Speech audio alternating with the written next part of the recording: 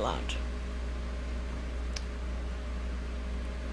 We had one little horse that was given to us, and that horse would refuse to go sometimes.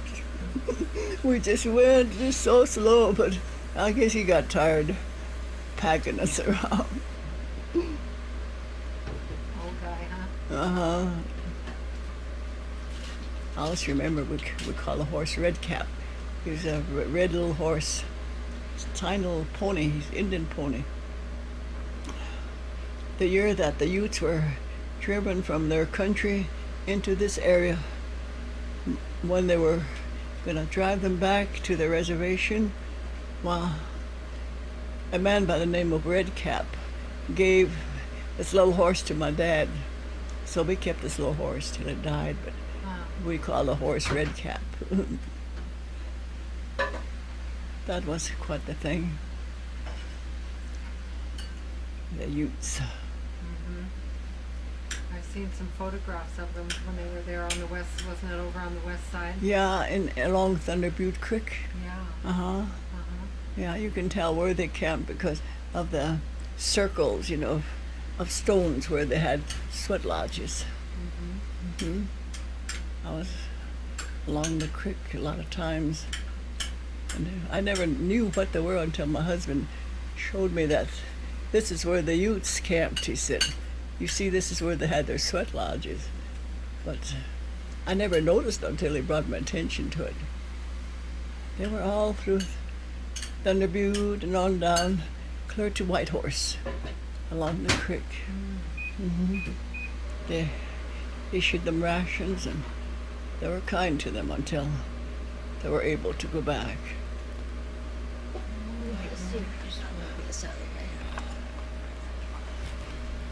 Just give me a little bit because I have something else. We brought her a taco. Did you? Yeah. So don't give me too much soup because I won't be able to eat too much right often. We kind of came early. Yes, I was over at Pier looking at the Historical Society collections, and there was some pictures of the Ute people that had traveled up to Cheyenne River. Yes, and lived for a while, and then they went back home. Right. They took photographs of them. Oh, yes. And then someone was telling me just the other day that they used to play out that way, and sometimes they'd bring home beads and different things, and their parents would tell them, no, take them back there. Those were probably from the burial grounds of the Ute people, from the Paiutes. Well, have you been to Looking Horse's place? Well, there's kind of a high, you know, not the river, but up a high ridge up there. Yeah. They used to lay the dead up there. And they used to find pony beads and arrowheads up there. But they're all gone back to the ground, you know. Yeah. Nothing there. But they used to have those.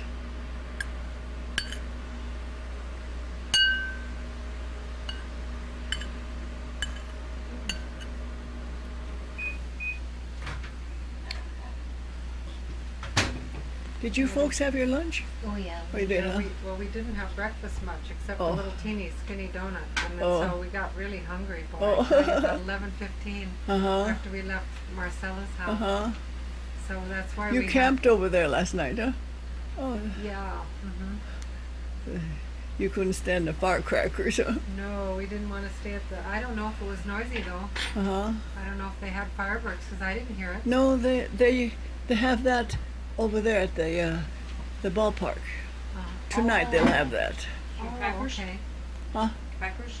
No, I got some here. Okay. Uh-huh. I'll be at home. Okay. All right, thank you. Come on, Huey. But I've heard of how he became a medicine man. And even their grandmas, they never told them exactly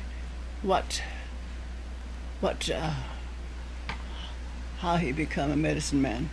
It's Eunice Dupree Larrabee. She died a couple of years ago, and I used to visit her.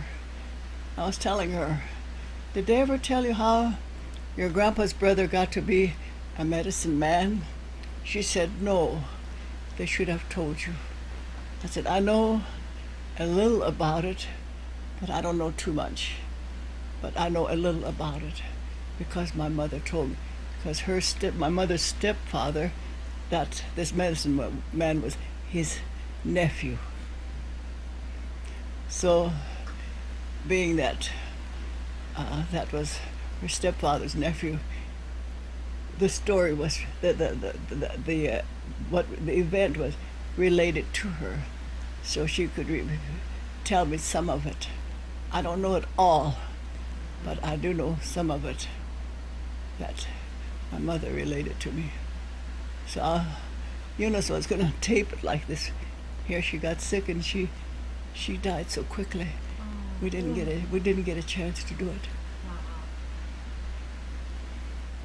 So being a medicine man is by dreams. Not too much by standing vigil, but it's by dreams. Most of them are by dreams.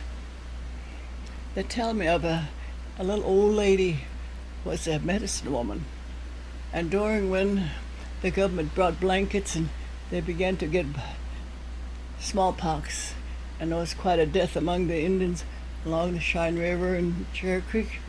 They had to burn houses and all down when they died, trying to get rid of that germ. So they brought this little old lady back who would look into a wooden bowl with water in it, and she'd do her little performance and look in this water, and then she could tell what was wrong with them, and she would give them medicine to that. When they brought her back, she looked in that bowl. She said in Indian, "A terrible thing I see." She said, "I cannot leave here. I must stay right here and die. And you must burn up this whole house. Burn us all up.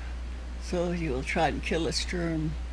She said, "A terrible sickness has come among us Indians through those blankets." She said, "There's something that I don't have the medicine to cure. So I'm gonna die with these people. There'll be others dying. They will have to burn these houses up." That's what they did. And she stayed there and she died. But she saw in her little bowl this smallpox that had hit the Indian country. My father-in-law was a scout.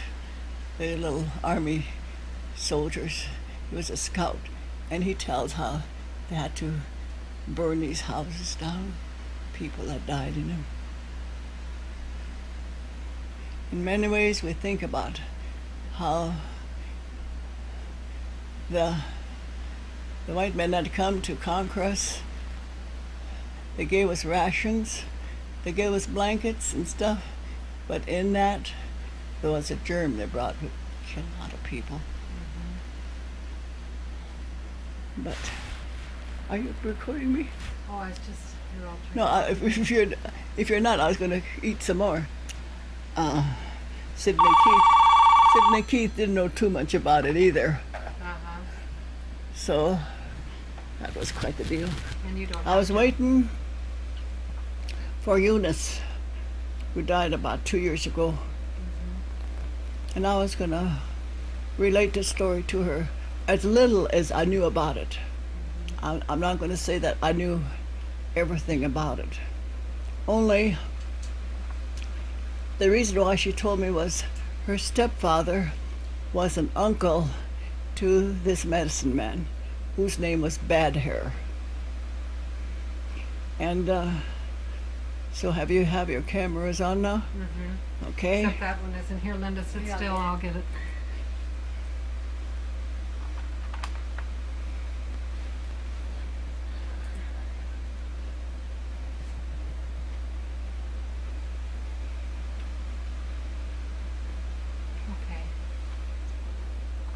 Or did I sign off?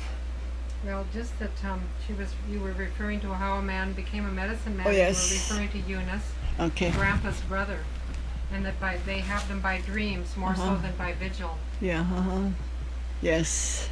Now, I start from there, huh? Okay. I don't want to cut it off too short. Eunice's grandfather's name was Matthew Poor Buffalo. And this medicine man that I'm going to give a little history of how he become a medicine man was Poor Buffalo's brother, Matthew Poor Buffalo. And this man was known as Preheshicha, which means bad hair. And as a young man, this young man was out hunting, and he was tired. He was coming back, and it was in the spring of the year, about the time the soapweeds were in full bloom along the hillsides. And he was tired, so he lay down on the hillside where he felt the warmth of the sun, and he went to sleep. And as he was sleeping, there was a voice talking to him. And this voice began to tell him how he was going to tell him about herbs that he would have to find and put together so that he can make medicine and doctor his people and heal the sick. And as he was dreaming, this voice was talking to him. He didn't really know that he was in a dream, but this voice was talking to him. And he told him how he must dress when he did the ceremony to do his doctor anybody. But first of all, he was going to tell him how he would gather this medicine. I cannot tell you the names of the medicine, but the one that I remember this was related to my mother by her stepfather, he was the uncle to Bad Hair. And he said there were some white men, there were some men standing on the hillsides where he was laying, and they had white cloaks on. So as he looked, this voice said to him, "You will dig the roots of this plant and take the roots and wash it and pound it and boil it, and it'll be soapy water.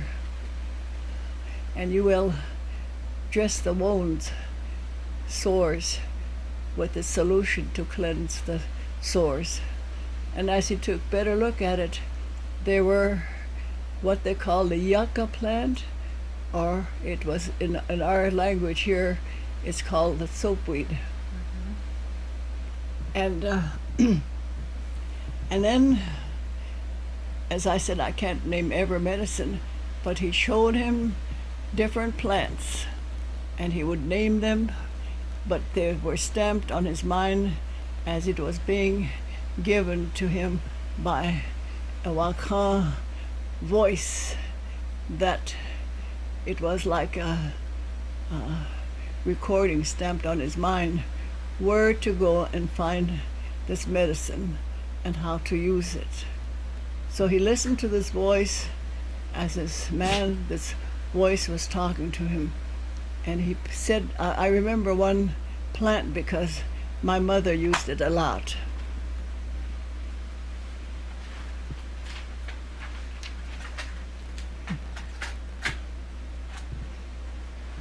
I gotta have another one, it's so good.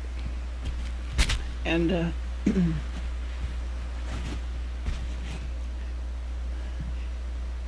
she said, you find these plants where the ground is soft. And my mother used to find these plants where there was an old garden where the soil has been dug and soft. And this plant, I remember, so that's why I'm telling it now. This plant, he said, you will dig up, and it looks like the form of a man. And he said, with this root, he said, you dig it up, wash it, and you dry it, and you will grind it up, and you will doctor anybody with swollen, in a place that was swollen.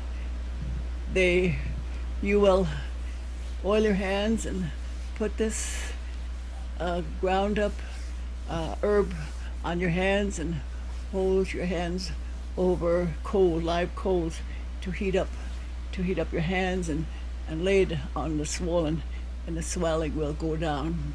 And in Indian they call it boipi. They call it medicine for swelling. That was the medicine for it. Mm-hmm. And when you dig up this plant, it looked like the form of a man. And so I know this root.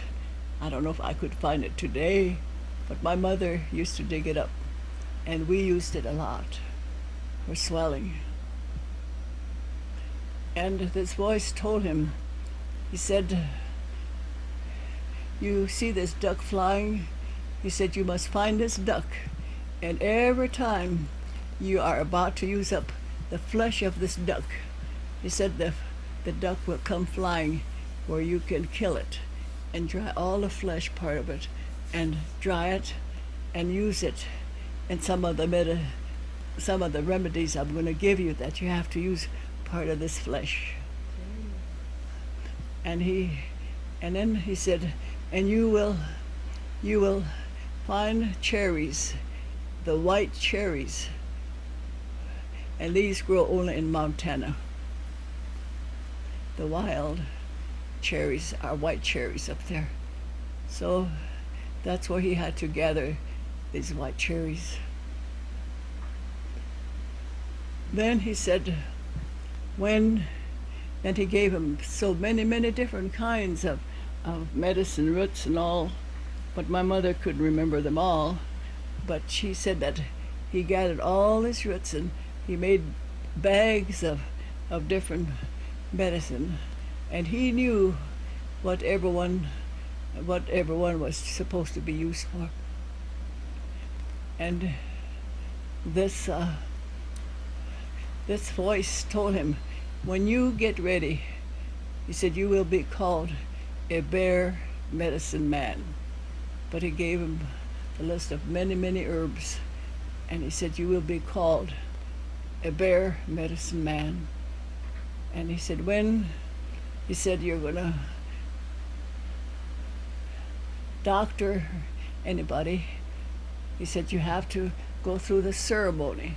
And he gave him the song that he was to sing, and he told him how he was to face the 4 directions. Go ahead and answer it. Do you want to pick that up for her? Okay. And he said you must treasure all this medicine, because he said nothing unclean shall come to be mixed up where you keep this medicine. And you must tie your hair up a certain way, and you have to use, like the Indians paint their faces red and different colors, but he said when you perform this, you must use white paint to put over the left side of your eye, like a panda bear. And you must not let women, when they're unclean, any place near this medicine at any time. It must be kept separate, because this medicine is sacred. Not really sacred, but it was waka, as they called it. they had to keep unclean things away from it. And he said, when you doctor anybody, he said, you must camp right near where there's red ant pile. These red ant piles, it's a mold where the red ants make their nest. He said, you must do your ceremony right close there. So all his instructions, it wasn't by learning how to be a medicine man, but all these instructions were given him by this dream, and how this voice was directing him to every plant and herbs that he was to use. And he was later known as the greatest medicine man. His brother, Poor Buffalo, had some of the medicine left, but he could not perform any ceremonies like his brother because he was the one that had the calling. I will recite an incident that took place that my mother tells.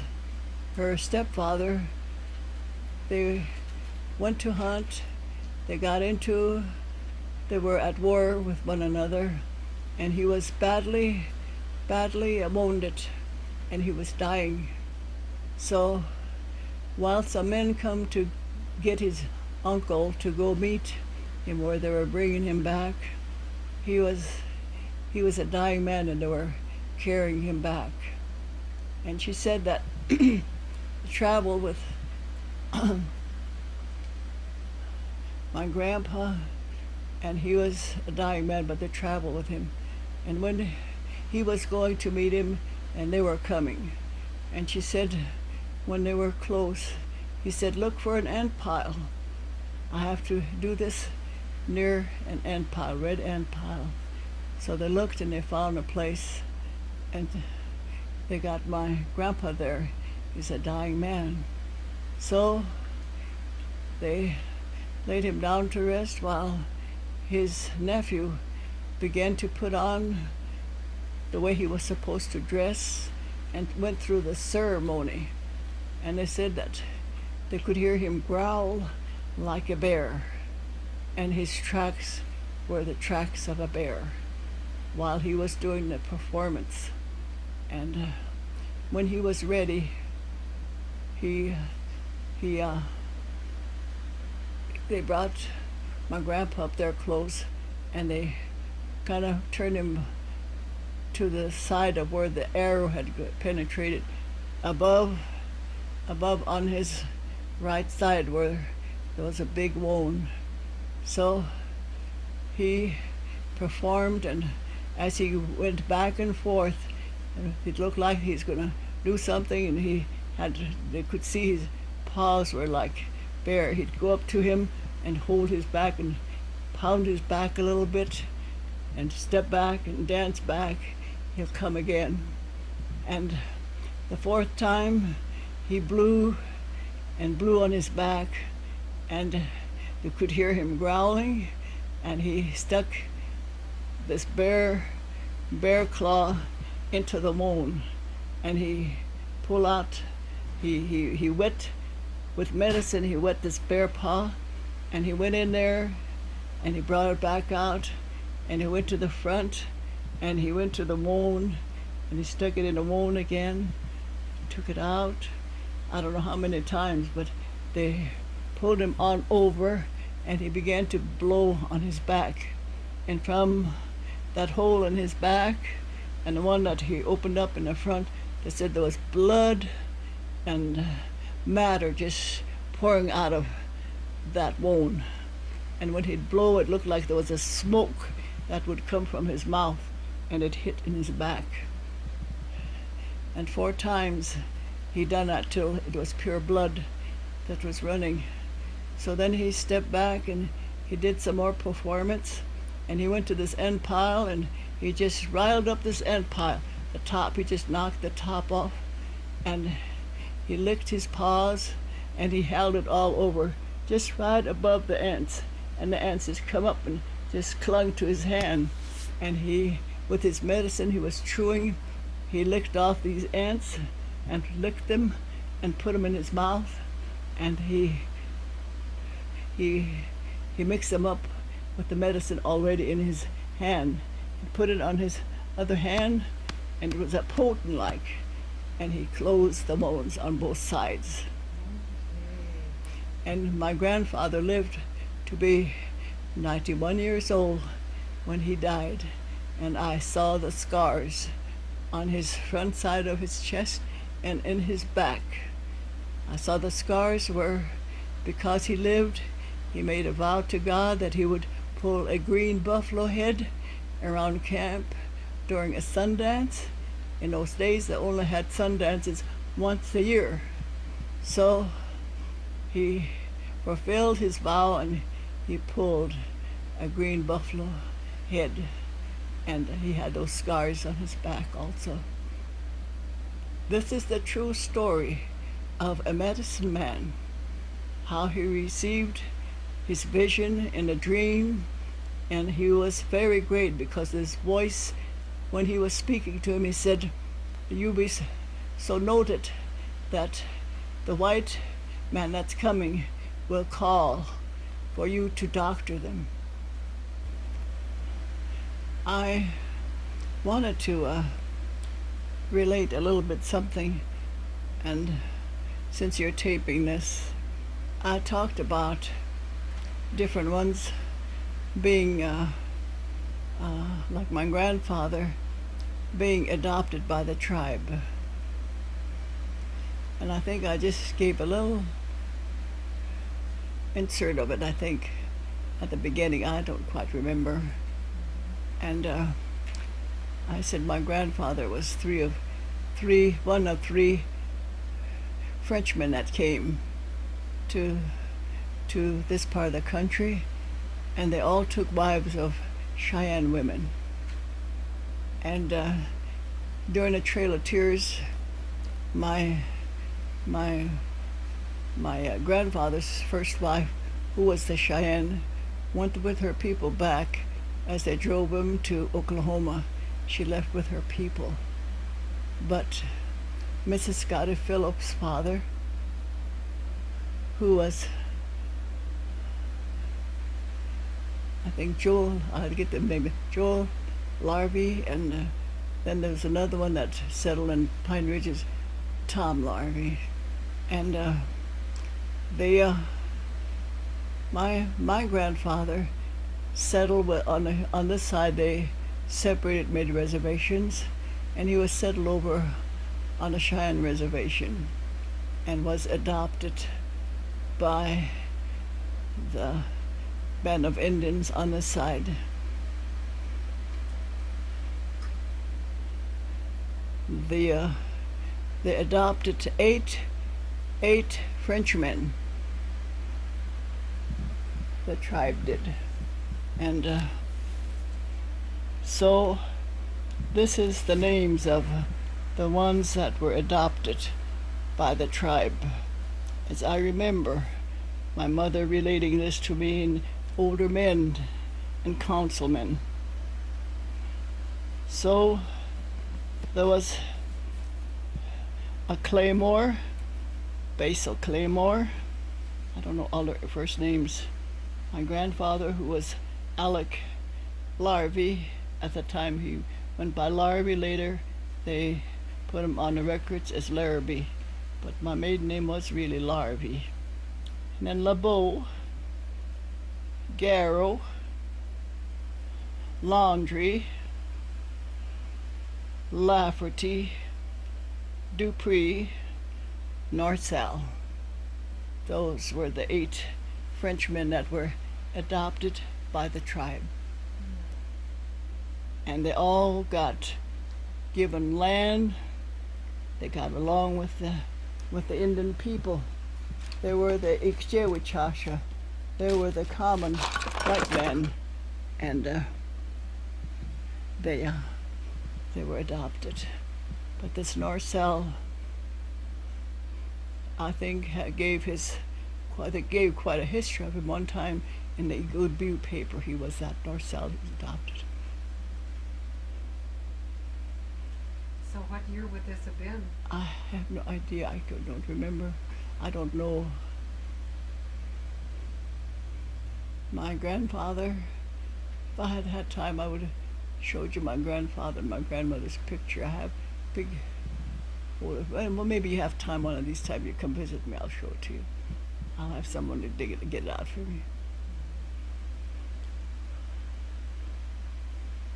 They had beards then, you know.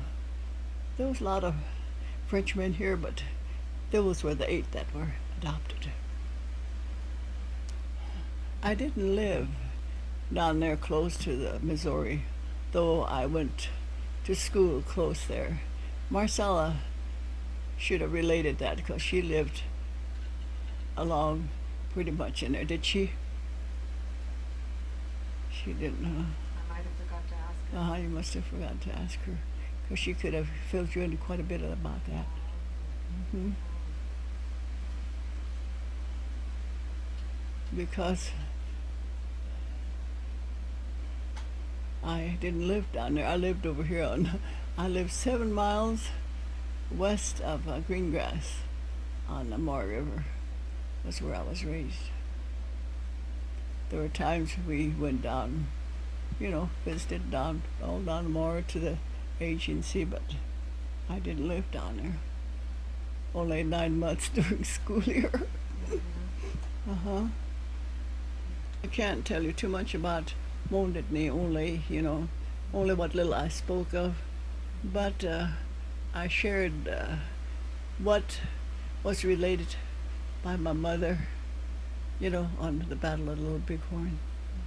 And I think I told the whole thing, how my great grandfather was killed during the battle there, how her mother made her get away with him. I think I shared all that. Yes. And they settled up in Canada and back down, how they were floated back. That's the whole story of it right there that I did relate. I was just trying to wonder if there were any other historical events that happened that you might like to share about since then, since that time. Well, the only thing that really stands out in my mind is in the 30s, when this whole reservation went under a drought, and people had to sell their horses, sell their cattle. I know we had to sell our cattle. We had only 4 head of cows. One was a milk cow that never went dry during that time, because there was a great power that kept that cow going till it was over. Practically, we milked her. We had plenty of biscuits and milk gravy. That cow was a good cow. They finally gave us enough to buy a little feed for our horses and for our cows. But we lived in a place where there was grass still growing, but it was the government that gave the issue to get all the cows killed. Some of the horses, some of them kept some of the horses alive, because that's all we had to use to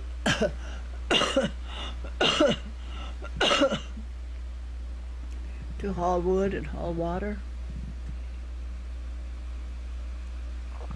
Our only transportation.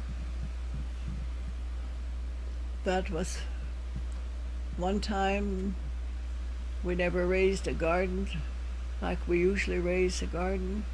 We used to, no rain, just nothing but grasshoppers. They were just, the wind would blow them around like dried tree leaves. They'd rustle in the wind we had chickens, but the chickens refused to eat the grasshoppers. And we didn't want to eat the chickens because they ate grasshoppers and they had a funny flavor to the chickens. So we didn't kill our chickens, as hungry as we'd get sometimes.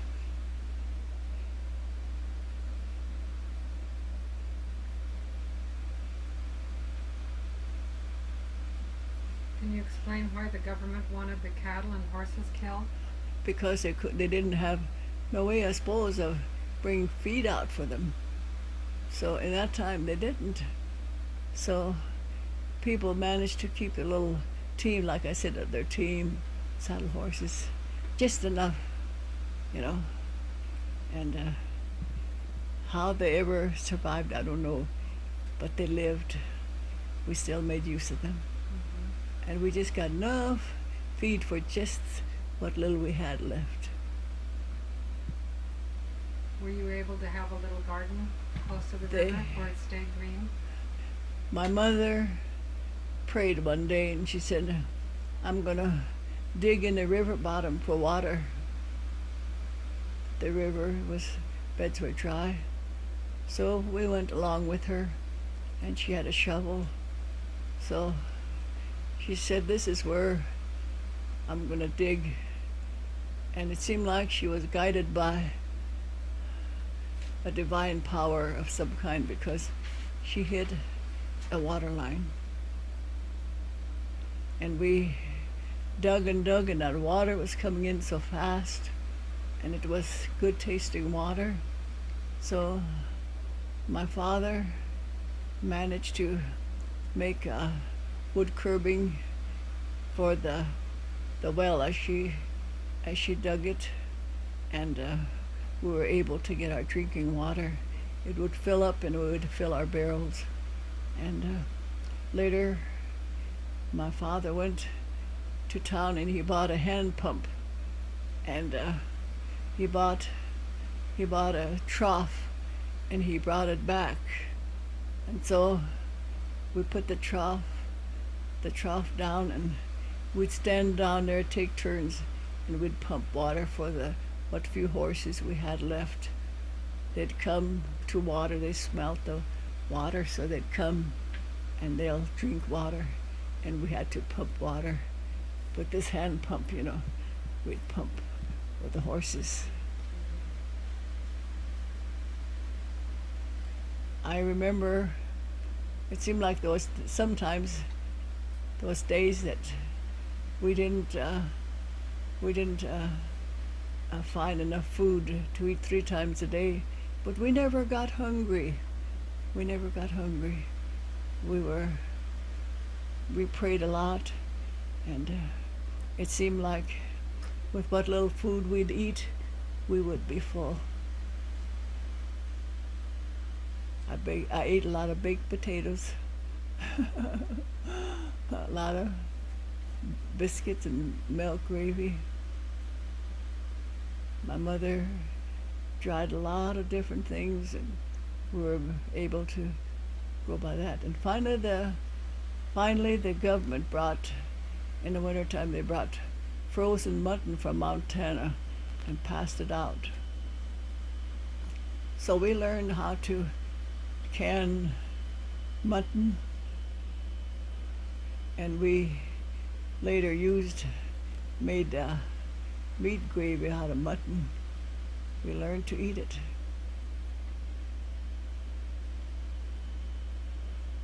Some of them, they said, tried it, but we never tried that. We always canned ours in jars, and we used to do our canning in the oven. Did you ever hear that? How you can in the oven? In a We water did. bath? Yeah.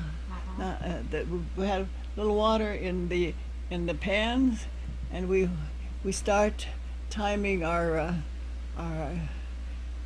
canned stuff as they begin to bubble, you know, the bottom. And we learned that from our neighbors. We had German neighbors, and we learned how to can. Oh. And we canned a lot of mutton. What's good, we made gravy, We made hash out of it. I learned a lot of things from my German, Russian neighbors. They were used to hard times, and they learned to eat ground squirrel, what we call bispiza, and now they say they're prairie dogs, but we ate them. They lived on grass.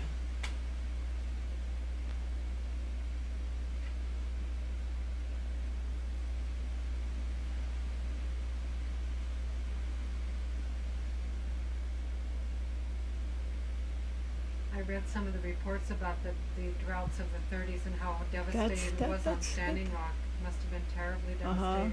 Yes, in certain areas it was.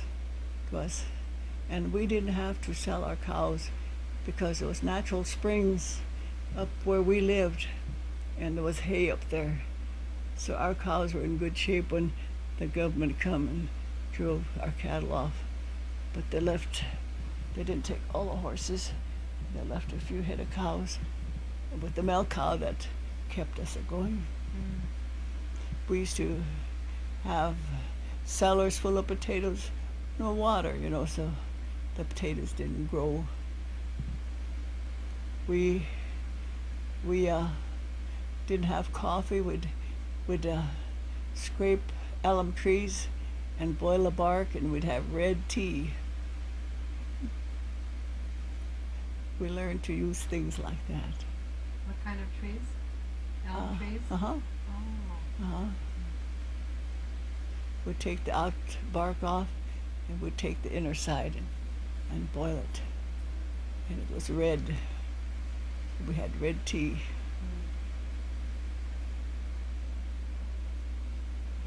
It was the good Lord that kept us going. Nobody starved to death. I know some people really had a hard time.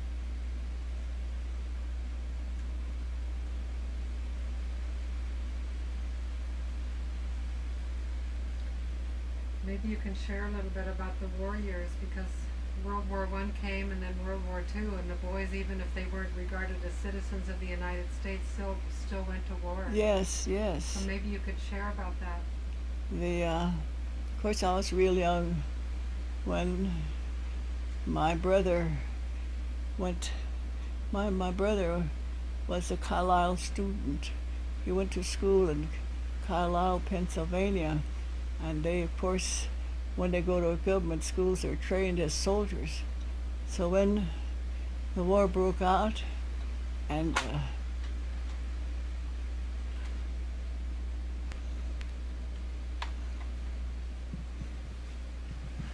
And this would have been World War I?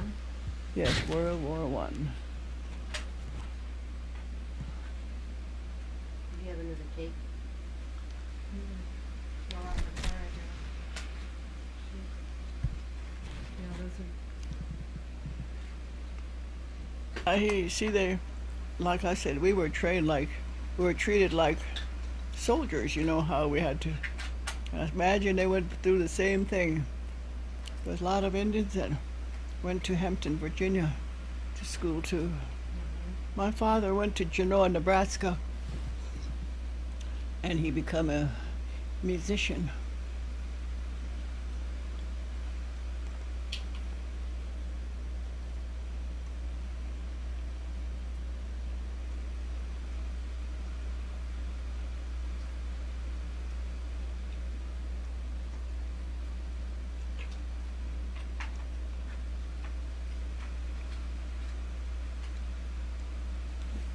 So did he play in one of these tribal bands?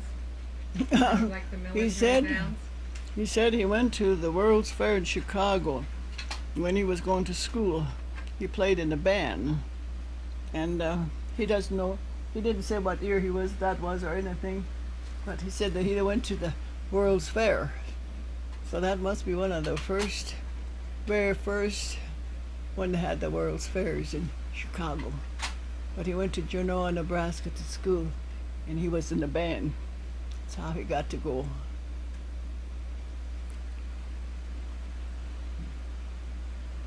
But they used to, in dances, they quadrilled a lot, you know.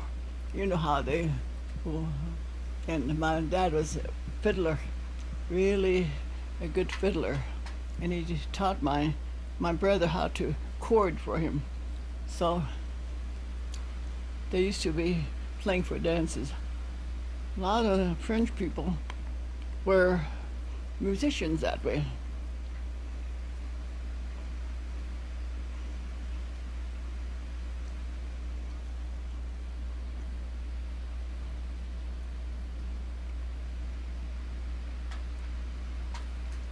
And so did your brother wind up going into the First World War then Yes, too? he did. Mm-hmm. And they kept him there at Camp Ponson, Kansas. And he trained soldiers. And that's where he died.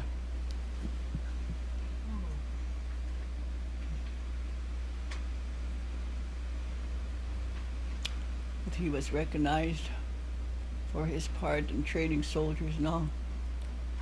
The commander, when he brought him back, he said, we didn't want to give him up. He said we needed him. But he said, they must have needed him somewhere else more than we needed him, because he had pneumonia and died. Mm-hmm. He has a daughter that's still living in Greengrass. Oh. Mm-hmm. Her name is Mary Ida Bluecoat. Uh-huh. During the Second World War, when my nephew was a Marine, the one that brought you here, he was in the Marines.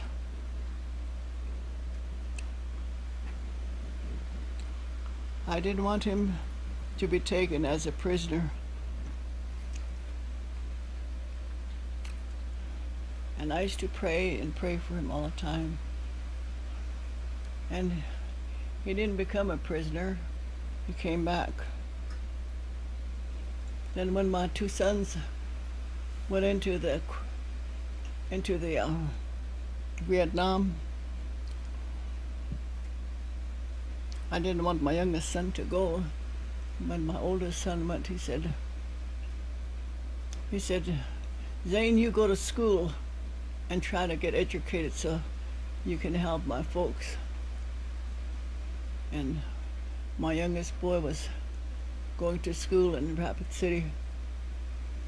He went to Denver, and he went to a recruiting station, and he took the exams there, and here he rated high. So he said, will this stand? He said, if I enlist? So they said yes. So he enlisted. They're supposed to have only one son in a war like that. So we had to sign papers since he wanted to go. So I had both of my sons in Vietnam. The oldest one, my baby. They're both back. But it took my dedication to keep them constantly in prayer.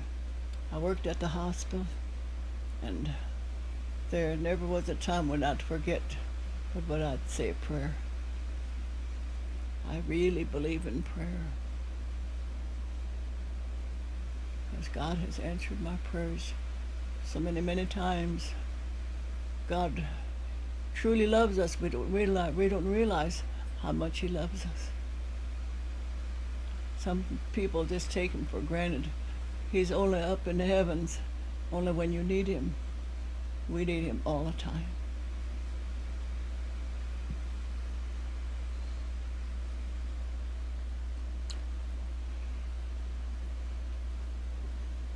He said, there is no other God. I am the I am. I am the only one.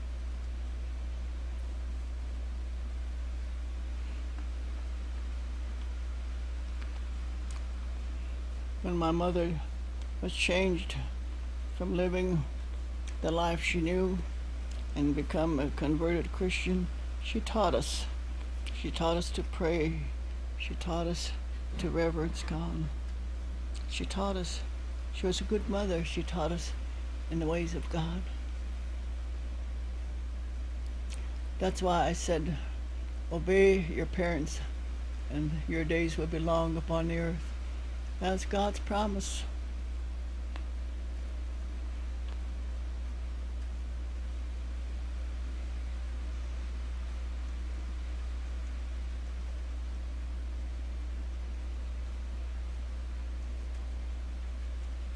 When I worked in the hospital, I saw a lot of people that were dying of curable diseases.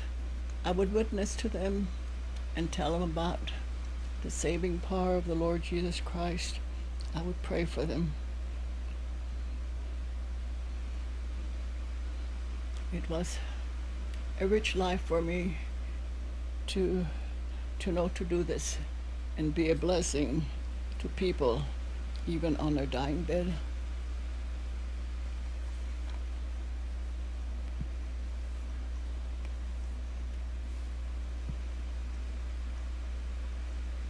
They had a woman on a stretcher one time, and they were trying to take her, fly her out to Omaha, and I was going for a coffee break, and I said, nobody's out there with this patient.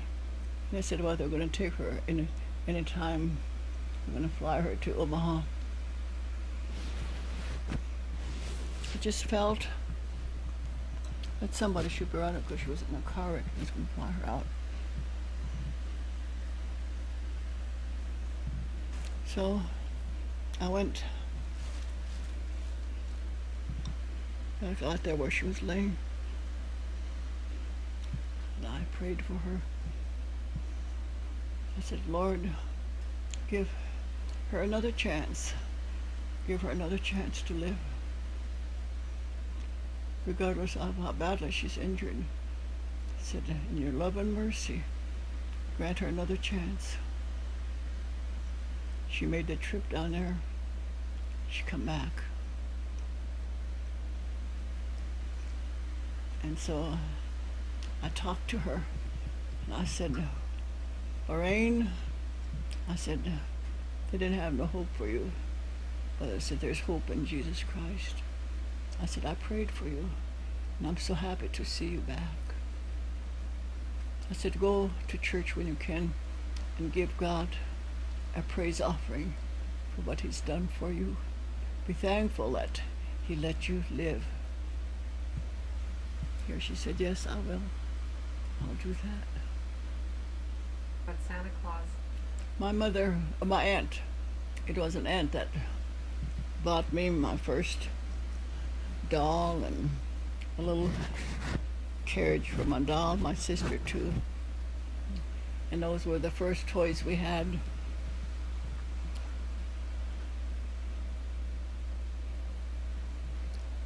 Before then, we had our rag dolls and the dolls that my mother made for us.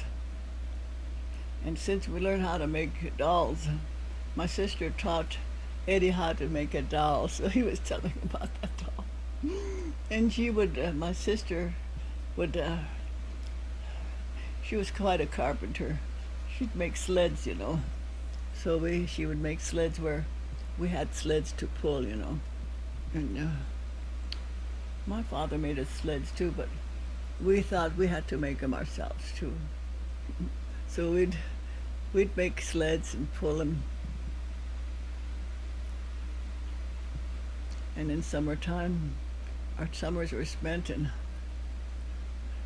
berry hunting and berry picking, and we fished a lot, but we never ate fish. My mother's the oldest, and then I had an aunt, her name was Clara. Mombly, her name was, my mother's Indian name was Galogliakui, but my aunt Ida had no Indian name. Her name was Ida.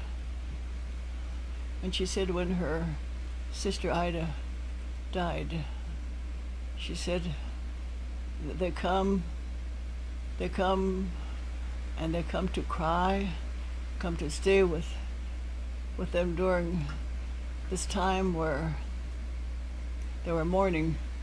And she said, my mother said, long ago, this is the way they mourn. she said, my mother said, now it's time to go to the river. She said, we're going to go to cut our flesh in mourning. So she said they went. She said their hair was cut, their braids were cut short. They went to the river and they stood in that cold water. And she said my grandmother called my mother up to take the first whack on her leg. And they call it marking of the legs, where they hit with a sharp knife and the flesh would break and they bleed. And that's the way they mourn. She said when that knife hit her leg, she just went down. She couldn't stand it. It's cold and this flesh tightens. So that's when they take that knife and just cut it like that. And they bleed. And that bleeding is left there. She said my mother couldn't take it. She went down. So my grandmother said she can't take it.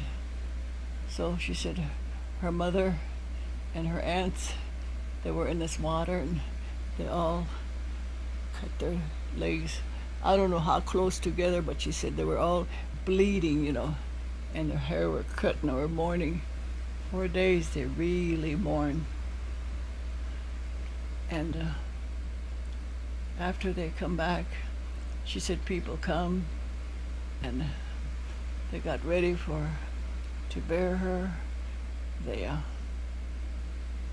She said when she came back, they came back to the tent where they lived. She had an aunt. She said, well, I saved just enough for you folks to get by. They took everything, all their belongings. They just took them all. Oh my goodness. Just cleaned them out. She had a little blanket that she could lay on, and all their dishes and everything were gone. And she said, I saved some bowl and something for you to cook with. That's all was left, she said. Everything was gone. Their flesh with scar, this sore, and all. She said they were mourning. And so she said she saved some cans. I don't know where they got the cans, but for cups. So, and she saved a pot for them so they could cook something with in a pot. She said we were hungry, but we were feeling so bad. She said our hunger would leave us.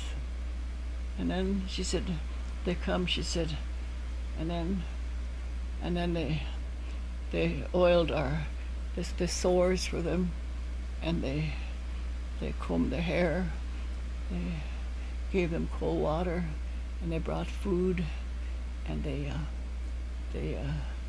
gave them cold drink of water, and they told them that the mourning was over now. So she said we still mourn, but we didn't mourn like we did. But she said we didn't have nothing to give away. She said my aunts hid my little bag where I had my sewing materials in, so I had that. So she said long ago that's the way they did when someone died. It's a good thing they don't do them things anymore, she said. And she said they never have these giveaways like they're doing today. She said that just started lately. But 4 days, they can't even scratch their head. They're going to do that. They take a comb or something and scratch their head. She said that was part of, they had to refrain from a lot of things. And then their mourning was over. The mourning was 4 days long instead of a year long. Right. And they took everything, she said, practically. Nothing for them to. And later on, she said, they began to sew, and she said, make tan hides and one thing and another.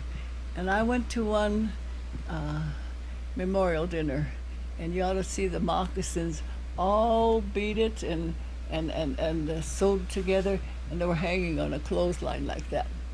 And they didn't give away star quilts. They didn't have star quilts on stage. There was regular patchwork quilts.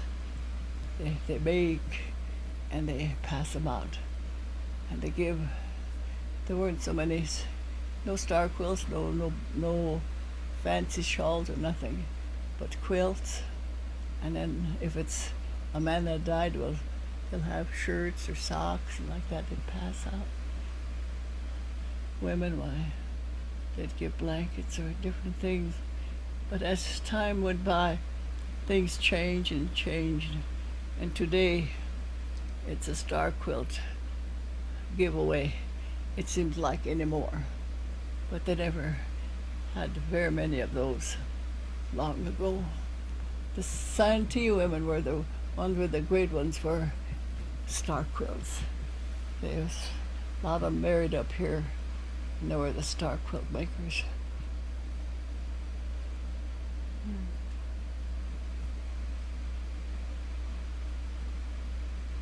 They gave shawls away,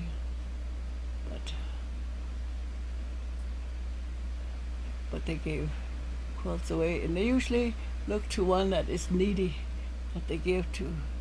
But now you go to a giveaway, it's families that give to one another, and that wasn't the custom.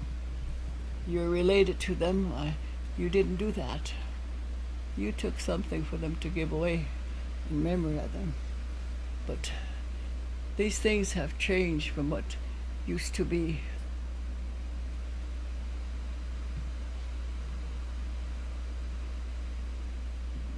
They say if you take for yourself, well, then you get greedy, so they don't take for themselves.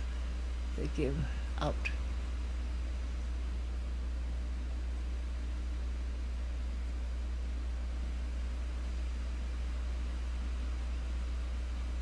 The Fool Soldiers did a lot of that.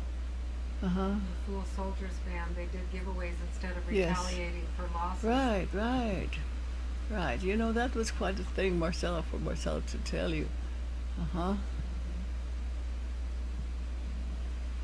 What was a custom when you were a young girl and had your first moon? Was there teachings that they taught you at that time? And, certain things that you had to do? When you had your first what? Moon? Moon. Menstrual cycle. Menstrual cycle. Oh, well, by the time I grew up, they didn't have them, you know. Of course, my mother taught us to be clean, you know, and so on. But then, long ago, when the Indians had that, why, they camped outside a camp until they got over their sickness, and they went for sweats, went through a cleansing period before they come back into camp. Because there was Indian medicine around, and they didn't allow, you know, anything unclean, you know, to be in camp. Or if somebody, you know, committed murder or somebody did something was a sin, they call it shapa, which means dirty, but then they had to go through a cleansing period. But now they're using it, they're sweating for everything. But long ago, it was for certain causes. That's the difference. They had medicine men, so sweats was not for healing somebody. They were going to go through a healing ceremony, but they had to sweat and cleanse themselves. You know, they kept that separate.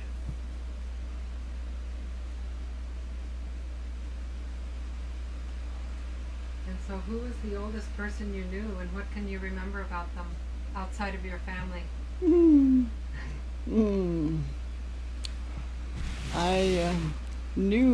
I helped a little old lady that lived to be about 104, but I never was really close to her, but my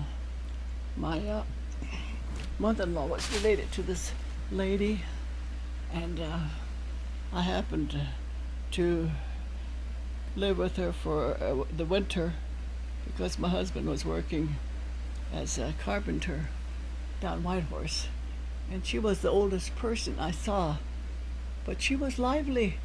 You know, she could chop wood and cook, you know, so while I was there, I cleaned for her, and Steve did the wood chopping for her.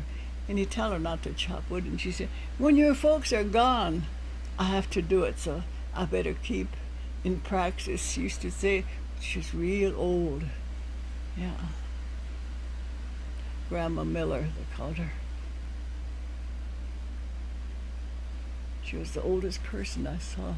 I saw one that was bedridden when I saw her. My mother went to visit her, and she was Grandma Laundry.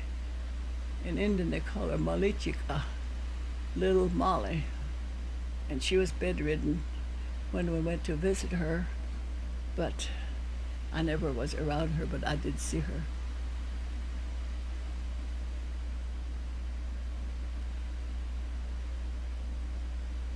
And so was there an elder outside of your own family that had a big influence on your life?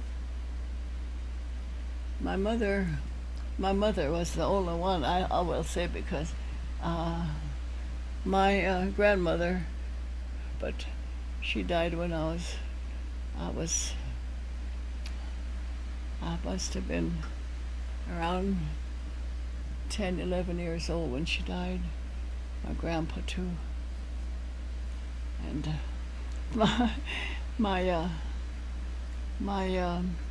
he was confirmed to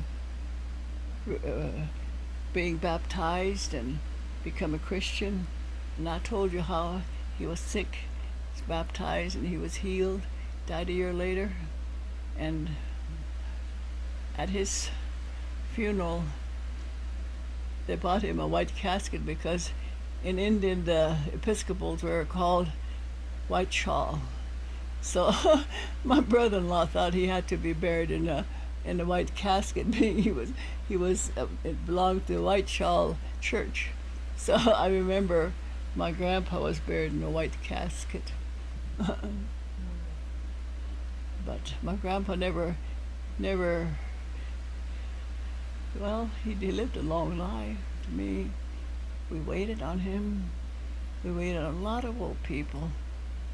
My mother kept a lot of, where they don't have no place to go, they come, and she used to put up with him. My mother, my dad were very kind to people, or good people. Big-hearted people.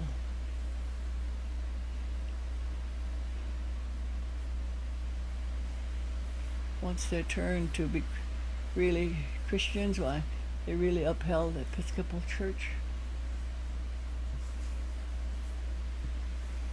They lived Christian lives until they're gone. They taught us the good values, being a good person, and it has stayed with me all these years. My mother had a long life, and she said that was because of her belief in God. So I tried to follow in her footsteps, try to live a good Christian life, but I think I've lived long enough now. A long life. And so what advice do you have for the children and grandchildren today? Yes. Children don't listen to grandparents anymore. They think they're old-fashioned because our lifestyles are so different, because of the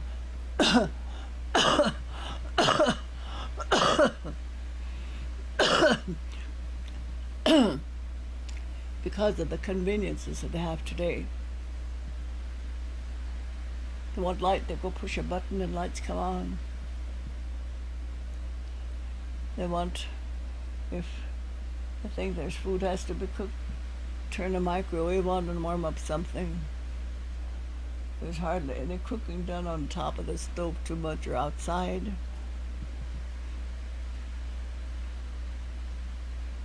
They want water, they go to the faucet and turn the water on. They want entertainment, they turn on television. So many things that fill the young people's lives that there's no time to learn. They don't take the time to learn. Parents don't take time to teach their children. So many things that way. I hate to say this, but I know I learned a lot when we come through that period when we had that drought, and how we suffered through the drought. It made us to do with so little, and yet to share too and help one another. It is through these disasters that you make an impact on people,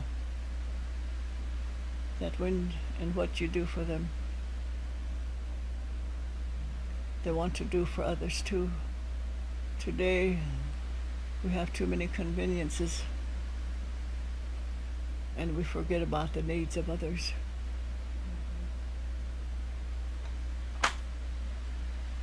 I had that time right. Yeah, that's a big one. That's a really important one that you said. It's through the disasters that we make an impact on other people. You had so little, and yet you shared too. Yes. Just like I talked about Looking Horse, you know, how his sister was dying and how they had nothing to eat. We used to have to make soup and take it down to that little girl so she'll have something to eat. Oh, and there was a nurse that brought material, and she bought white material. My sister cut up, we got a little dress of hers, and she cut for pattern, so she cut them, and I sewed the dresses. She brought crepe paper out, pink and white and yellow and green, so I made flowers for her because I learned how to make flowers. Fixed her up nice. We were always trying to do good, always trying to help somebody. But this is the way my mother taught us, so we did it.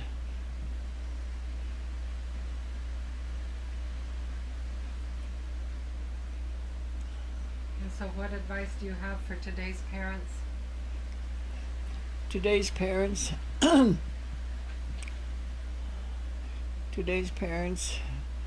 I have talked to different ones who have young ladies that are getting married, and they still want to go out there and run around. They don't know the importance of married life, so they get married and they divorce them, and if they have any children, the children are left behind to suffer. They don't take the initiative to know that marriage is just not just a marriage to be with a man with a woman, or vice versa, but there's a great responsibility because too many children are suffering.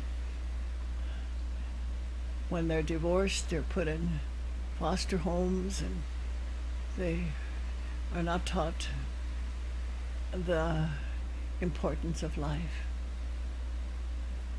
A lot of lonely children today.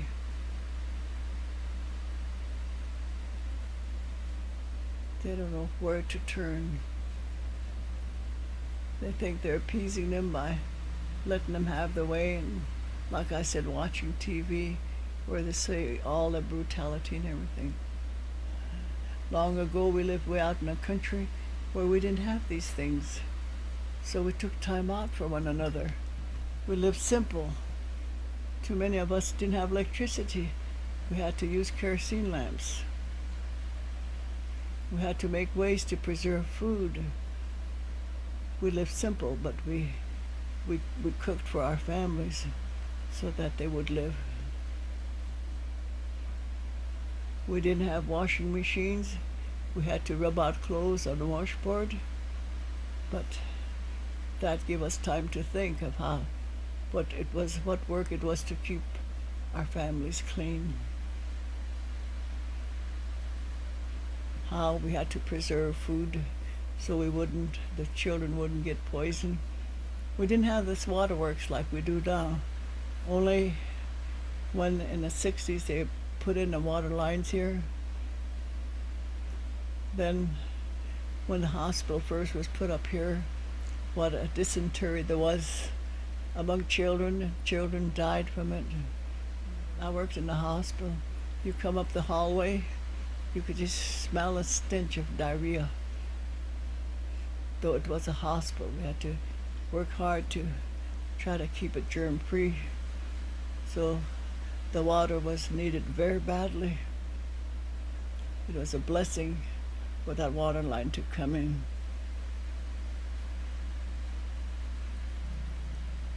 I was on the council when we were fighting to get the water line in here. And we finally won out. Water was brought in. And that was a blessing. Before then, they had to haul water from the Dupree Ranch way down there, the old Dupree Ranch, from the spring to sell water, drinking water. We used the artesian well, and that caused a lot of deaths too.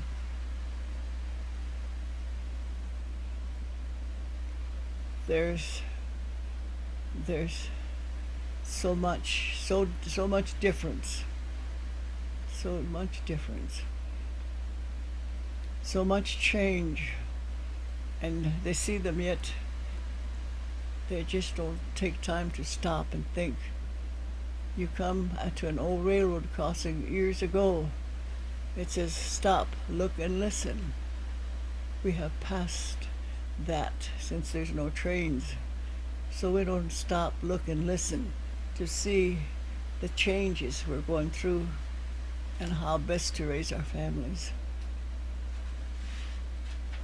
We have to instill all the good things of life to the grown children so it'll grow up with them, so they'll have an idea. Just like me, when I was first learning how to pray, we said a little prayer before we go to bed. Now I lay me down to sleep. I pray the Lord my soul to keep. If I should die before I wake, I pray thee, Lord, my soul to take. And we said that every night. And on the end we'd say, God bless my father, my mother, my grandpa, my grandmas, my uncles, my aunties, and my cousins. We'll just add that to it, you know. And I remember my sister, my younger sister, had a good memory. She'd just recite her prayer and jump into bed. But I was slow learning, so I'd get about halfway. I couldn't recite the rest of it, and so I'd stand on my knees, and I'd still stay on my knees. And my mother would say, Florence, are you in bed? No. How come? Because I can't finish my prayer. I'd start again, get about halfway, and I'd lose it again. And I'd cry. So she'd come in and, Mary, you help your sister to pray now. She'd rattle it off so fast I couldn't say it as fast as she did. We'll have little upsets over my praying at night. I finally learned. But here I am, the last one, and I've taught my grandchildren to pray the little prayer that I used to cry over. You pray like this if you don't know how else to pray.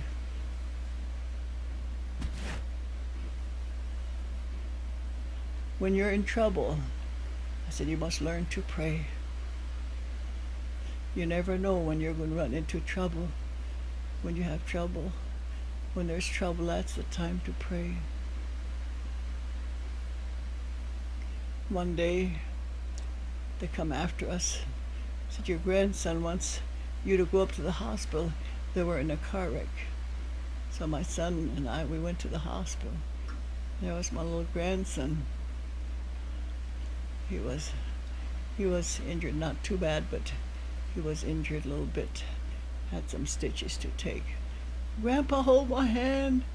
My son, you know, it's his son, one that was here this morning, his son. Grandpa, hold my hand. So Grandpa had to hold his hand. So then he felt safe.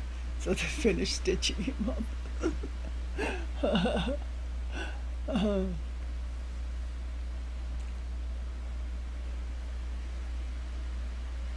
That's some pretty good advice to parents because they need it today, and especially the prayer. Uh-huh. You have a very strong prayer. Yes, that's very important. Just talked about Riley. He knew that we prayed, and he said he wanted us. We went up to the hospital, and when my son, I hope you get to meet him, when he held his hand, well, he felt like he was where somebody had something.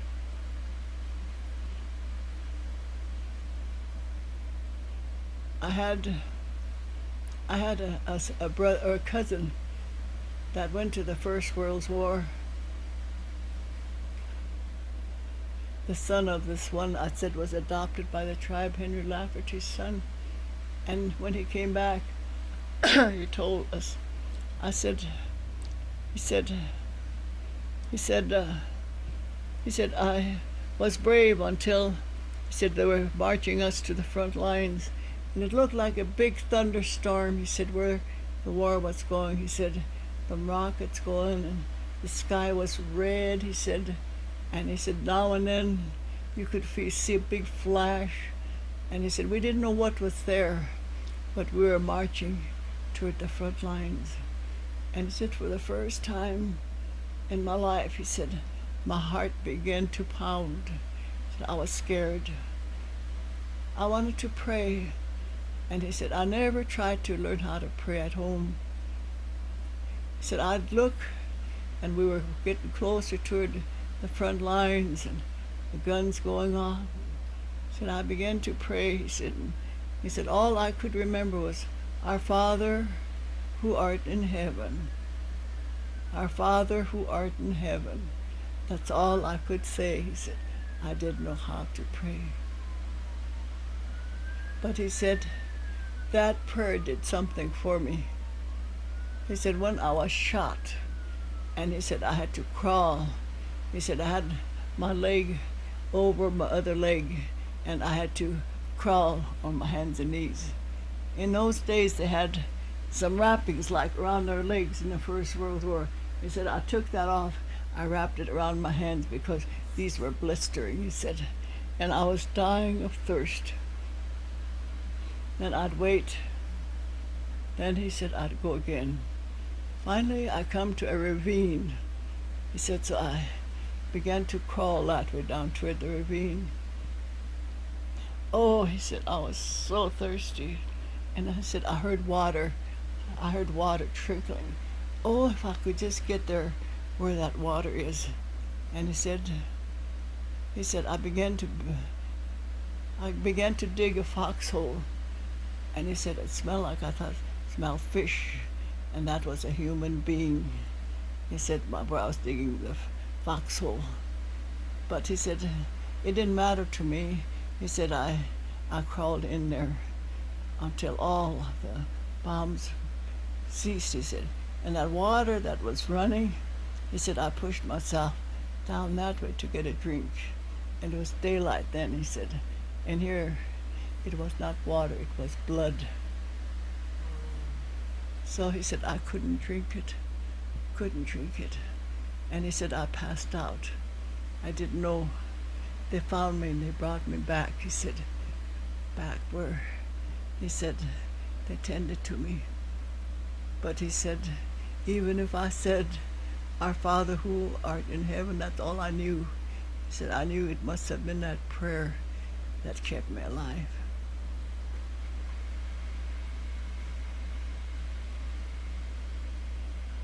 That was during the First World War, my cousin.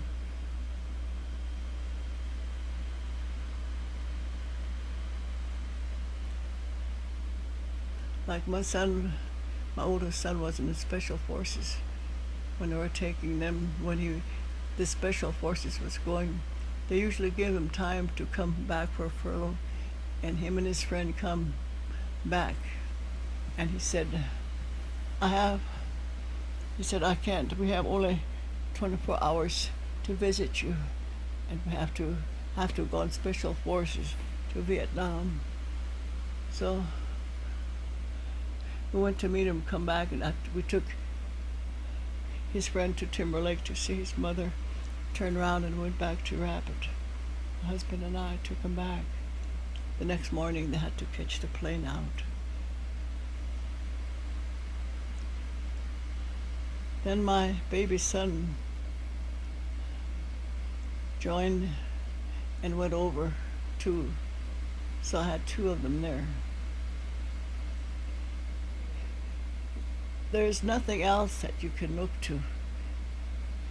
There's no power on earth, only God's power. And if there ever was a time that I constantly looked to God for my sons, so grateful that they did come back. They didn't come back so crippled up like some of them. God's protection was on them. That's my biggest testimony, that God hears and answers prayer. My sons are both able to walk, not crippled, but they're still able to move around. I think prayer can help a lot of the parents and Right, children on right, this reservation today with right, these problems. Right. That's true. And even if they don't want to go to Sunday school, it teaches them to behave. Because when I went out in the country, we were out in the country, we go to church, they'd say, and the parents would say, that if their children get to talking too much, they'd say, Inilanka, and just that Inilanka, they knew they meant to be quiet. And they didn't run around like they do now. They really listened in those days. Some of them would say shh, and that means that, have to be quiet down, That shh meant something. Inilanka means keep quiet. Now that's the third commandment in Martin's 7 commandments. Mm-hmm. Quietness among the people. Mm-hmm. That's a value. It's a quality. Mm-hmm. It's a teaching. We used to get older people to make speeches, and sometimes we were just human too. We kind of get restless, but we knew what they taught us before we went, so we'd either make an excuse, want to go outside for something and leave, or else, just sit still through it all. Well, that's one value that needs to come back again among the people. Besides prayer, we have quietness. They think that, I'll take my children to church, and they think that's just it. But there is another thing to do, is to know that they're in the presence of others, and they're watching them, and they have to behave.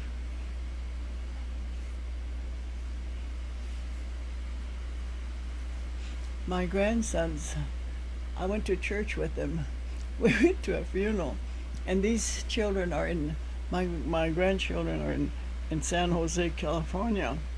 They're teenagers now, and they knew what their mother taught them, that they must be quiet in the Catholic Church, So we were in church, and there's one is very devout, and the other one a little bit kind of nervous acting, the younger one. So they sat in front of us, his mother and I and the 2 boys. So this older one, he just went through all the ceremony, make a sign of a cross on himself and half kneeling and so on. He went through all that. The other one, he was too busy looking around. So he nudged him. So he said,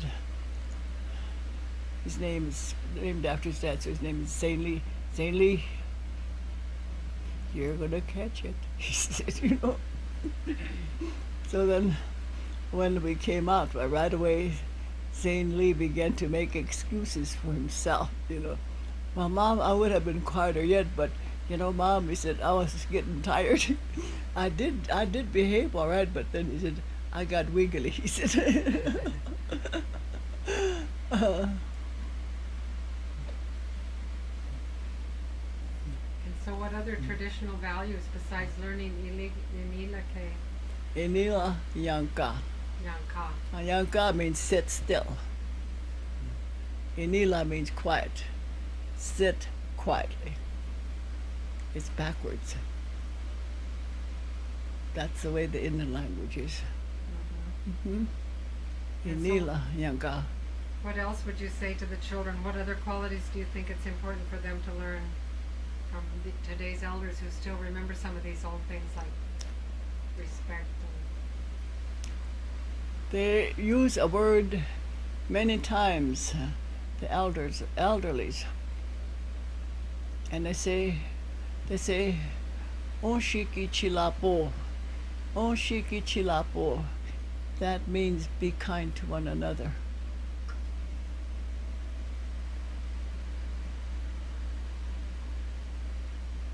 Onshiki chilapo. My dad said that to us. He said to us as we were married, he said, Onshiki chilapo, he said, those men you married, you just are married to them temporarily, but the blood that runs in your veins runs in your veins, and that you'll never forget. The other is temporary. When you're gone and when they're gone, that ends it. That is what we were told.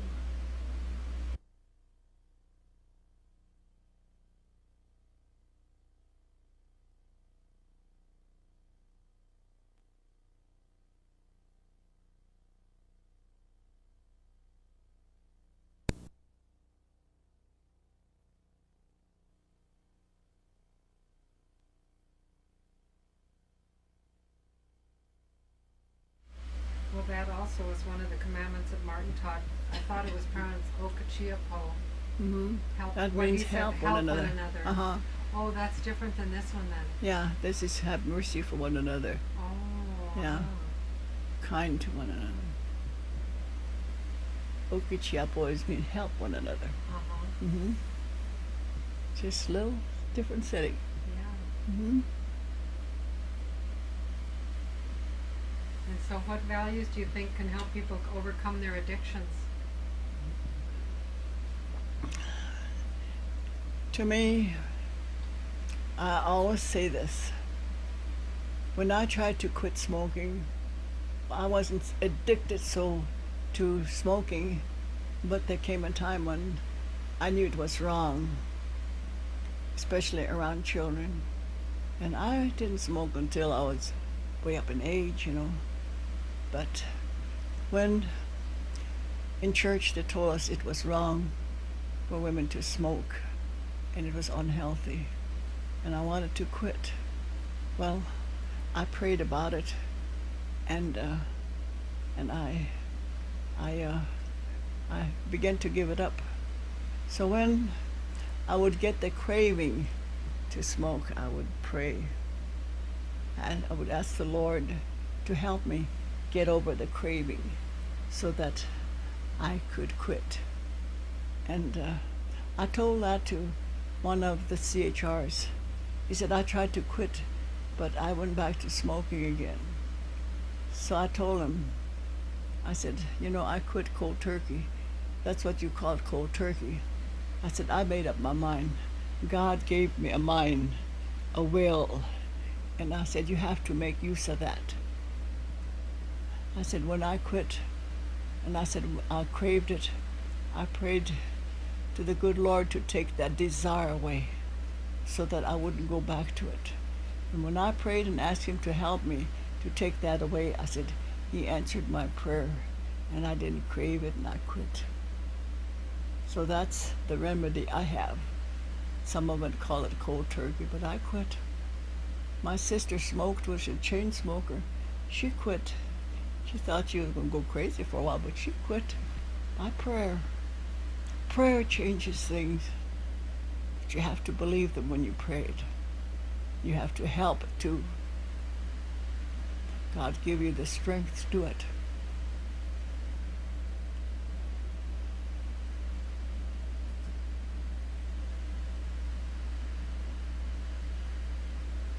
So do you have a good feeling about the future for this reservation?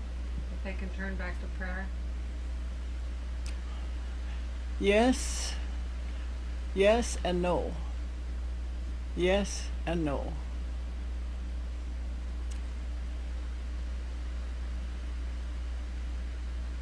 If people which are called by name will humble themselves,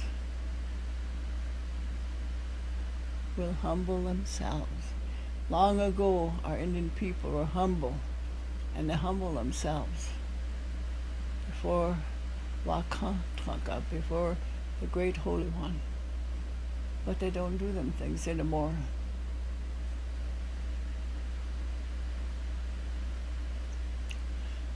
When a man or a woman honestly and truthfully seeks God, they'll see results. But if they halfway believe it and they want their way, we'll never see it, because God's ways are not our ways. We have to seek to do God's will. And God's will is that we do good. And when we ask Him for something, He'll do that good for us. Smoking is killing our young people, killing babies, killing our people, cancer of the throat, cancer of the lungs. And we want to say that it's because of our Indian religion. But if it's bad today, it's time to put it aside.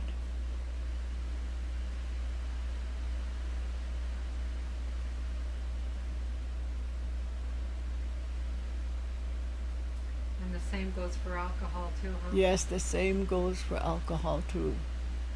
I crave it, and I always tell them, pray and ask God to take that craving away, and He will do it. If you're around yet later, I have a testimony that's coming from my cousin who drank nearly all his life, and his wife was going to leave him, and he prayed to God. He said, God, I'm so tired of living this drunkard's life. I'm so tired, he said, I can't get help nowhere. He said, God, he said, if you're God, if you're real, he said, let me hear from you. He said, I'm going to take my life. I'm going to hang myself, I'm going to kill myself, unless I hear from you. And his wife would, he doesn't see his wife, and he drank. He drank. He's as old as I am. And this is his testimony. And I'm going to get it on tape, so if you're around, when you're still around, I'm going to let you hear it when it gets here. And he said, he was so sick. And he said, he prayed that prayer. And he said he was waiting and waiting. Then he prayed again. He got the rope ready and everything to hang himself. And prayed again, and he said the same prayer to him. God, he said, I've asked you. And he said, you haven't answered me. And he said, my only way out is to hang myself and end my life. When he talked to God that way, there was a voice that spoke to him, and he said that he had heard the prayer, and that he would help him. And I can't exactly remember how he quoted to me, but he said, all of a sudden, he said, I will help you. And he said, all of a sudden, as he sat there with this big headache and this big hangover and wanting to kill himself, he said something seemed to touch him, and it all went all through his body. And he said, I had no desire for that liquor. He said, something went through me and cleansed me. And he said, I began to see a light, a new life. When my wife came back, he said, honey, he said, I'm a changed man. He said, I've heard that before many times. I've heard that many, many times. She said, you don't mean it. She said she slammed the door and went out. He said his wife eventually left him. But he said that voice he heard from God when he called on him, and how he just quit smoking and quit that liquor, how he had no more desire for it. He said that was enough for him. He began to turn.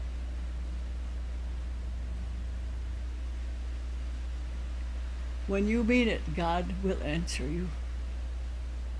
Many ways of answering. But my nephew is as old as I am. He's in California. He calls me up now and then. He's sending me this testimony tape. So he was freed from alcohol. So there's hope for the alcoholic if they want to be free from it, just like he was. He told God he was sick of it. Done it so long, he was sick. He just couldn't live under it anymore. And he was ready to end his life, but God saved him.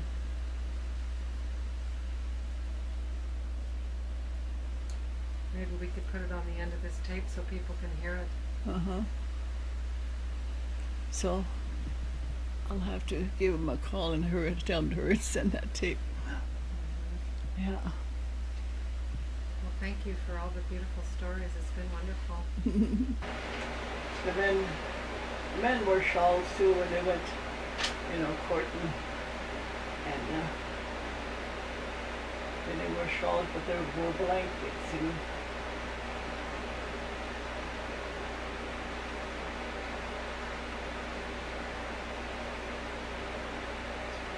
And the traditional, the marriages they had years ago,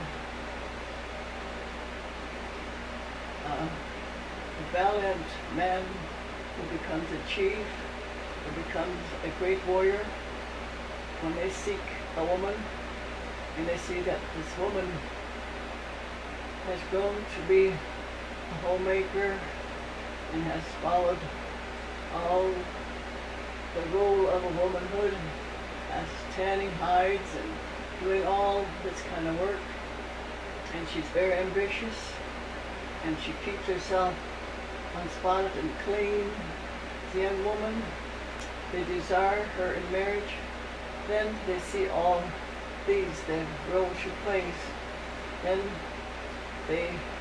men buy her. And in those days there was no money, but they would give horses for her. They would give 1, 2, 3 horses, and then when the woman accepted, the time would come for the marriage. They get together where they pitched a tent for the bride to be and the men, and the man sits in front of the teepee on the buffalo robe, and they bring this woman, and away from I don't know how many feet away, the woman stops, and she is set her on a buffalo robe, and then they carry her in this buffalo robe to the place where the man is sitting, and they put her in front of him, and then the man stands up and accepts the woman accepts the man, and then they have the ceremony. Then when they go into the tent, and then the marriage, they're man and wife then.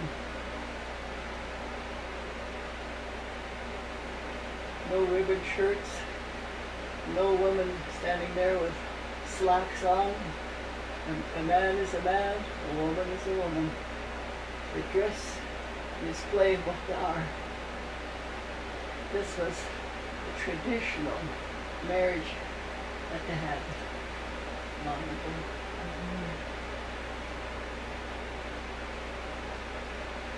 And so did they use the pipe in those days? I In never any heard way? of the pipe being used in the ceremony.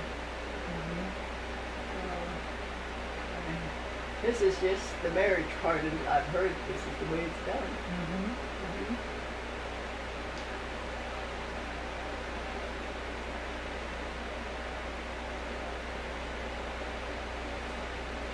Nowadays, every time they do a little ceremony, they build up a smudge with sage, but it wasn't today. They went through the cleansing periods on the outside camp. You know, when they sweat, they went through the cleansing periods. So when the time comes for a special occasion, they were ready.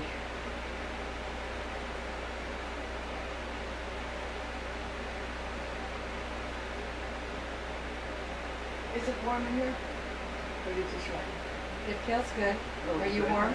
No, I was wondering because since coming on that side, I was wondering if your shoe was warm. Yeah, it is warm. No, pull it through a little or not? Oh, have a light. Yeah, that's Just a little bit. Not Is that too dark? Too dark, yeah. Too dark. We're I gonna- can know what else over on this Oh, side. okay.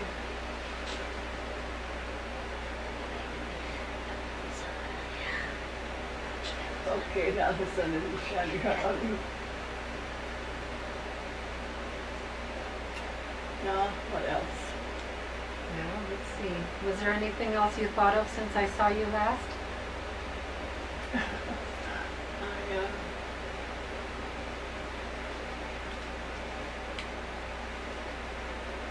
That was the one thing that I remember was important to me was the difference between the marriages of today and they had long ago they had no orphans. There was always someone, some relative to take one as an orphan. They took care of their children, and if they were orphans, always a relative with the children. They took care of their old people. So when the New Deal come with the old age program, the welfare programs, there was something the Indians had on them without pay. They did these things because they had no money. Everything they did was without money. They lived without money. And now they learn about money and they want to become greedy like what happens today. It's a greed for money today and everything. But it wasn't like that. They had to live off of the land. And there was no money exchange. They didn't know what money was.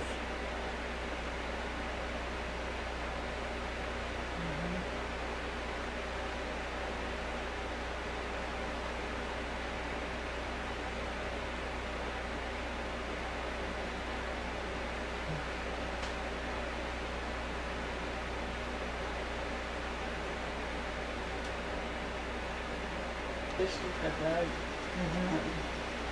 They, long ago, they call it putafo. That means they cut the flesh, the top of their flesh, and they're bleeding. And some way up in here too. My mother said things that she was a young lady. She loved her sister. Her mother and her aunts were going to do that. They went down to the river where the water was cold and nights are real sharp. She disturbed the water and as they came out, my mother was standing there first and they hit her leg and she just went down. So then they let her get up and wash her mold and they told her couldn't do it. She said her mother and her aunts, they done it. That was 4 days. They blew the bleed and they cut their hair just short. It really boring. And they do keep warning only a month. A month. And they go and the people, and they camp outside of camp too. They don't mingle with the others. They do the morning there. And when that day comes and they have a potluck, they all take their food and they go and they grease their wounds and they comb the hair, the short hair, they comb the hair from it. They give them water to drink and feed them. Pray for them, and then the morning is over. And then all the morning is over. It's done. But she said, right after the person that dies with them, they just clean out everything, just leave enough for them to live on until the expired things they need again. Is that kind of like the giveaway? So that's like the giveaway, but they didn't have the giveaway. And a year after these year feasts, they didn't have them. But on their death, they just gave everything away. And I saw the time when I seen part of that. I went through some funerals after Thunder Butte, and that's what they done. Before they took the body out to bury them, they just give away all I forget, the furniture and everything. That's a giveaway they have. But today, they don't do it like that. They wait till a year afterwards, and then they make things and they have dinner giveaway. But it wasn't like that long ago. It's a change. Mm-hmm.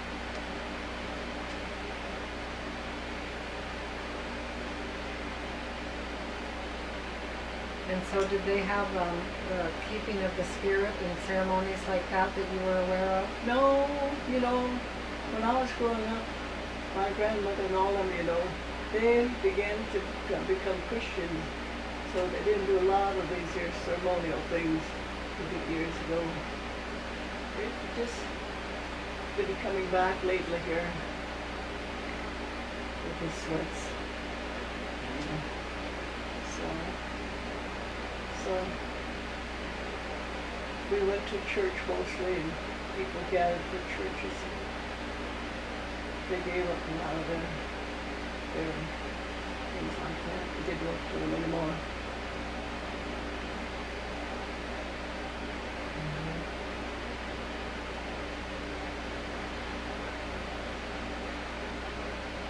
My mother, I told her how, this bishop come along with a band, making a lot of noise and moving back. And, he put his hand on and prayed for him. The noise stopped. And this Henry Goodbear's grandfather was one of the greatest hypnotists. When he accepted the gospel, that didn't work for him anymore. He couldn't do those things anymore. He didn't believe in the spirits anymore. It's just what they read now, they're bringing back, and it isn't done like it was years and years ago. Altogether different. But they did true and honestly, lived a godly life. They did. I had some real old people my mother took care of. And that old man used to go outside when the morning star was coming, and he'd stand out and pray and pray, hold his hands up toward the morning star and pray.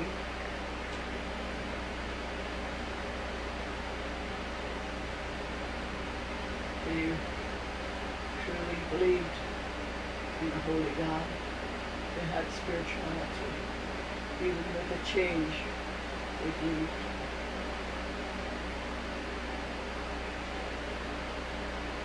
The other thing that I want to mention is, years ago, my mother said they lived in fear of the enemy. So when they're mourning, she said they cried out loud, but they never cried out loud at night because there could be enemies that tried to spot them. But they really mourned me, but they were quiet about crying at night. Do you know anything about the eagles around here? The Any eagles? stories about why there's so many eagles around here? Oh, some of them do these little performances here and there, and they say, there's eagles up there, you know. But I don't believe it in there. God made them eagles to fly in the air, so I never pay attention to them. They're up there. The story behind Eagle Butte has to do with this butte here to the south. Yeah, did you see the butte? No. You can't hardly see it from looking from here. But if you go down toward Cheyenne River and look up, it's the highest little butte, you know. Not very big. And being that's the highest one along this ridge, well, eagles always like on that little butte. So that's how come it got its name, Eagle Butte. Yeah. But you can't see it from here. I've gone up on Eagle Butte, but it's flat land. And they're near a fence, and I'm up on a hill. Looks just like a hill. When you see it from down below, it's higher than the others, you know. And the eagles always like higher, you know, buttes. So they would like on that.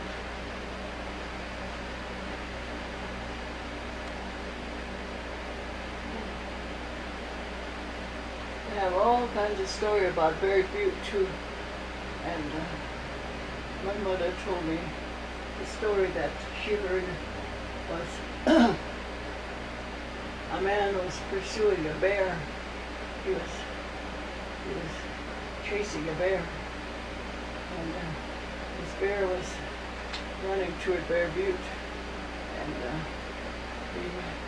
he was on the northwest side. You could see all that shale, you know.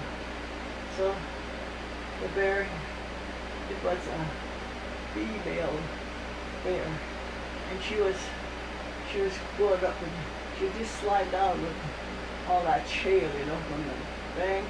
And this man was running after, pursuing it. And finally the man couldn't go any further. He got tired, and he kept sliding down. So the bear stopped and looked back at the man, and with his left paw told him to come on. And he couldn't go any further because he was tired and kept sliding down. So they gave Bear Butte its name that way, Bear Butte, because it took refuge up there. Somebody might have another version of that. Story my mother told me about Bear Butte. We heard it was also called Elkhorn Butte. She said Bear Butte got its name that way, she said. And it's just like the Devil's Tower. It's Bear Lodge to the Indians. But it's the white man named it Devil's Tower. And they're fighting for the change of the name.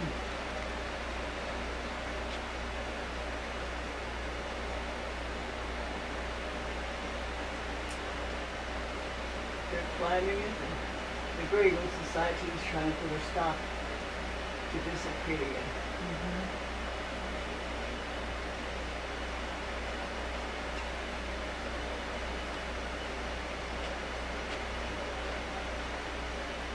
But over 2 years ago, Marcel and I went up there for the year the Grey Eagles always gather up there at a certain time. So we went up there, we belonged to that organization, and Orville Lucanors brought a bunch of people from Canada there. in the garden there for the World Field Prayer. But the Grego Society made their yearly journey there. They're waiting for runners to come in. There's, I think about 300 runners that ran from, I don't exactly remember, Fort Laramie or somewhere to have that run. So they gathered there at the same time. My son and I went. We camped, and the people that take care of that place, you know, they, oh, it's really a nice place. So they reserved camping for us, and we camped and we gathered together, and all those young boys ran there, and they had a ceremony for them, and they gave them people feathers. A lot of people there. Tourists. Day and night they're going in. Marcella and I got there late. We couldn't find the Greygo's camp, so we stopped at the place where you go in at the gate, you know. The lady said, the lady trooper said, well, she said, you can camp right out here and we'll watch you. So we camped outside of where they go in, you know. Found a place to park, so we slept there until the next day when the Grego people found out that we were there. They went and told them too, but they couldn't find it that night, you know, so many camps, you know. And so they came after us, so we went to where they were camped, and we pitched our tent too. Are there any stories about the red clay, the dirt? Do you remember any stories what they use that for, what it represents? I don't know where they get them. I know I think they burn them, you know. You have to make a powder. I remember my grandmother had this red stuff, you know, and she used to mix it with grease, you know. She'd brand new color, you know. She'd make a paste of it and put it on our faces and where our parting of the hair is, so we won't sunburn there. Oh, wow. And she used to put it on our face so we wouldn't be so sunburned. But that's what she does. But they